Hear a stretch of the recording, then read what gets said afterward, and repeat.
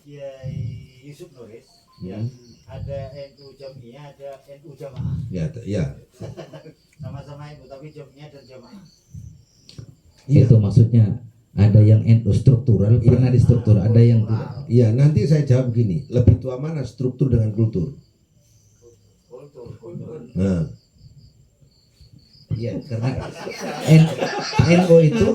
NU itu sudah ada baru dikasih nama. Nah, berarti kulturnya lebih dulu ada. Sementara Muhammadiyah itu tidak ada menjadi ada. maka posisi struktur dan kultural tidak boleh kemudian dihadapkan. Kalau ada orang struktur mengatakan, saya ini pengurus, Anda kan tidak pengurus. Saya tidak pengurus, tapi saya ini kultur. Itu tidak bisa dihadapkan. Karena sama-sama punya kultur. Nggak ada struktur tanpa kultur. Dan kultur nggak diurus tanpa struktur. Ini yang sekarang kan, ini kan struktur ini. Ini kan bukan kultur, bukan struktur ini. Nggak bisa itu, dua-duanya itu. Akhirnya sampean betul-betul menjadi alat pemuas menurut ini, guys. Ya. Kan katanya bicara ilmu, tidak bicara keberpihakan. Jadi saya berusaha menyajikan pengetahuan aja. Siap. Baik, Mang. Layak siaran langsung TV One ini. Masuk dong. Ya. Iya, jadi tadi juga penting soal bagaimana cara membangun SDM warga NU khususnya di bidang politik ya. Tadi sudah banyak dijelaskan sebenarnya, karena ternyata justice yang disampaikan oleh warga NU kepada politisi-politisi yang konotasinya jelek itu ya karena SDM-nya ya. SDM Nggak dibuka ruang diskusi gini. Ternyata yang membuka ruang diskusi itu baru Kalipuro. iya. Nah, ini satu-satunya. Iya, MWC Kalipuro walaupun undangannya tidak atas nama MWC, tapi sudah dicurigai Kultur. berpihak ya. Ini satu-satunya, Pak. Ini luar biasa ini. Kalau bisa budaya diskusi seperti ini yang ada di Kalipuro ini menyebar di seluruh Banyuwangi. Ini bagus. Tepuk tangan Kalipuro. Ya, tepuk tangan untuk Kalipuro. Untuk grup politik Kalipuro. Iya, terus kemudian wah ini agak sensitif ini ya. Soalnya siapa kira-kira bupati yang akan datang kan begitu. Nah, ya tetap kita jangan terpancing dengan pertanyaan-pertanyaan begini, tapi kalau diskusi dalam Insya Allah saya nggak terpancing. ya. Saya biasa. Kalau diskusi lalu kemudian kita melakukan pemetaan misalnya, pemetaan luas wilayah ini dan sebagainya, kemudian dari hasil survei ini pemetaannya kemudian kok kayaknya dua-duanya masih layak, terlepas dari ada min plusnya misalnya, enggak ya? Ya, kalau kita bicara tentang kepemimpinan di NU kan kita punya kaidah-kaidah. Kaidah fikih ada, kaidah politik juga ada. Kan kita tidak boleh menyerahkan kepada seseorang yang tidak punya keahlian, misalnya seperti itu kaidah-kaidahnya. Nah, ini ngurusi apa? Ngurusi negara atau daerah. Daerah itu yang diurus apa? APBD. Nomor satu APBD. Berarti orang yang ngurus. Saya ini kan pernah jadi ketua partai, juga flashback dulu ya. Calon bupati juga ya. Bupati. Waktu nyalon bupati itu harusnya saya menang. Karena PKB itu jumlahnya waktu itu 319.000. Ternyata saya dapat 125.000. Ratna dapat 300. Coba, kemana suara PKB waktu itu? Kok milih saya padahal struktur saya? Kemana ya? Karena kulturnya milih bukan struktur. Ada yang lain waktu itu. Ada Pak Mas Duki dianggap NU. Pecah. Kemudian ada lagi kakaknya Bu Makmulah itu. Ya. Siapa namanya? Ali Saroni. Dianggap NU juga gitu. NU Pecah. kultur. Saya memahami karena kulturnya pecah, strukturnya ke saya, sebagian kulturnya akhirnya pecah. Akhirnya diambil oleh Ratna. Nah, itu contoh. Nah, kembali ke persoalan siapa dan bagaimana, kita jangan bicara tentang struktur dan kultur sudah, karena ini saya mengalami. Saya nerima waktu itu sudah ada gitu. Nah, sekarang bicara siapa? Kalau bicara siapa, sebelum bicara siapa, kita bicara apa dulu. Apa itu yang diurusi apa? Yang diurusi pemerintahan daerah. Banyuwangi ini ujung timur. Dan Banyuwangi ini punya keciri khasan. Kebetulan saya aktif di politik itu sejak tahun 96 di Banyuwangi ini.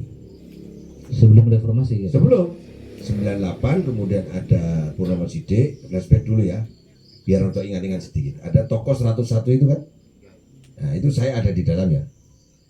Saya masih muda itu sudah ikut Purnomo Sidik itu. Oh, tapi waktu itu kira-kira masih ngawur-ngawur gitu kayak ya? Ya Masih. ada gitunya. Ya. Nah, terus kemudian Beraktivitas ngawur masih Pak. yang mengambil SK ke Kemendagri itu saya sendirian, ke Rias Rasyid, untuk kemudian pengesahannya pemberhentian definitifnya Pak Purnomo Sidik dan seterusnya.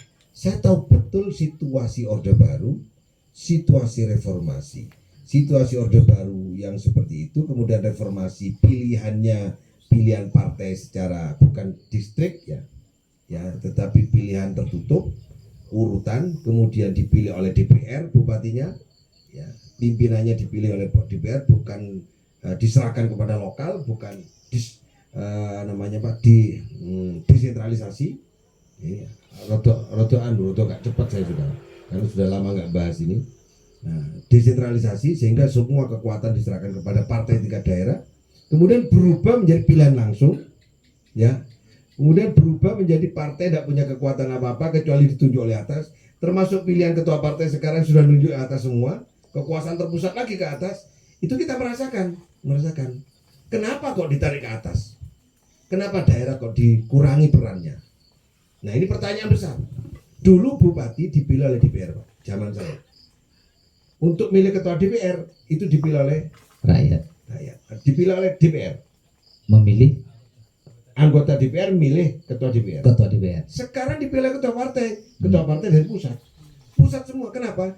Karena mohon maaf, dianggap daerah tidak cakap menyelesaikannya. Ini partai. Akhirnya berimbas kepada kekuatan desentralisasi sekarang agak sentral. Buktinya pendidikan SMK, SMA ditarik provinsi, dianggap daerah lain. Ini kita lupa.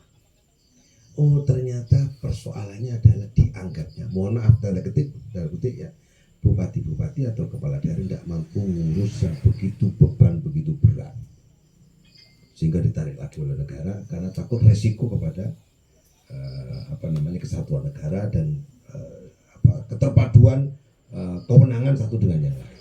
Dulu BPN itu kewenangan daerah, Pak. BPN Agraria, pertanahan itu sempat menjadi kewenangannya daerah Banyuwangi. Di bawah bupati dulu. Sempat itu, sebentar tarik lagi. Nah, itu bukti bahwa betapa rumitnya ngurus daerah. Nah, rumit kan? Ngurus daerah rumit. Berarti kalau begitu sekarang kita bicara tentang akses nasional, akses internasional. Ketika akses nasional menyangkut pemerintahan, internasional menyangkut pariwisata. Ketika ini apa ini dijawab, Banyuwangi ini apa?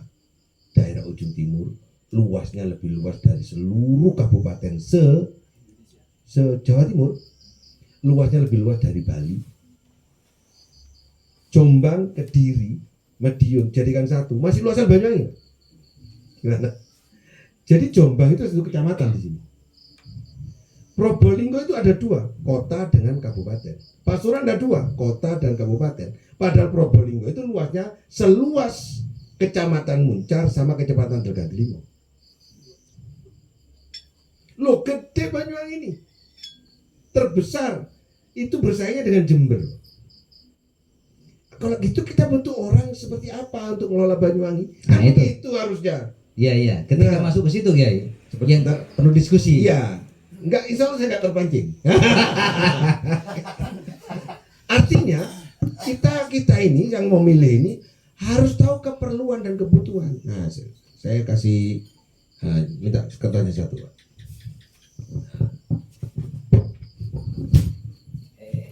Nah, ini. Saya kasih contoh politiknya begini. Politik kita ini begini, Pak. Piramid. Ya, orang pintar itu sedikit, orang alim itu sedikit, betul nggak? Orang baik juga sedikit. Yang di bawah ini buahnya ini orang yang nggak tahu apa. Yang ngerti tentang kebutuhan daerah itu sedikit. yang ngerti tentang potensi daerah itu sedikit orangnya, nggak banyak. Udah kumpulkan, bisa dihitung jari. Bagaimana kemudian rakyat yang tak tahu apa dikasih pilihan, kamu pilih ini. Padahalnya pilihlah orang yang dibutuhkan oleh daerah. Ini nggak ada edukasinya, nggak ada pendidikannya, rakyat dibiarkan gitu saja.